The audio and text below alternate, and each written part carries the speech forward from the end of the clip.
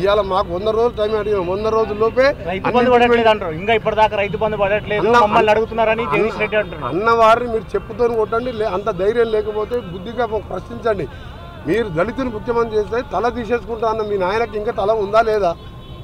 Bedroom double bedroom కడితే అల్లుడు బిడ్డ వచ్చే వాళ్ళకు సపరేట్ బెడ్రూమ్ అన్నావు, డైనింగ్ హాల్ అన్నావు, పెద్ద మొత్తం ఇంత కళలు చూపించినావు. ఒక్క ఇల్లు కట్టలేదు ఊళ్ళల్లో, ఒక రేషన్ కార్డు ఇవ్వలేదు.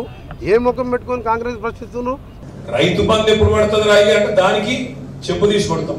నేను అడుగుతా ఉన్నా, మరి చెప్పు తీసుకొట్టమంటున్నారు కదా వెంకటరెడ్డి గారు.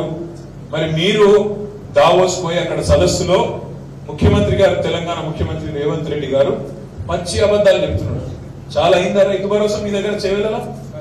15,000 పడుతున్నాయా? రైతు బంధు తీసేసి రైతు భరోసా పెడతామన్నారు, 10,000 తీసేసి 15,000 ఇస్తామన్నారు. చాలా అయిందా కాలేదా?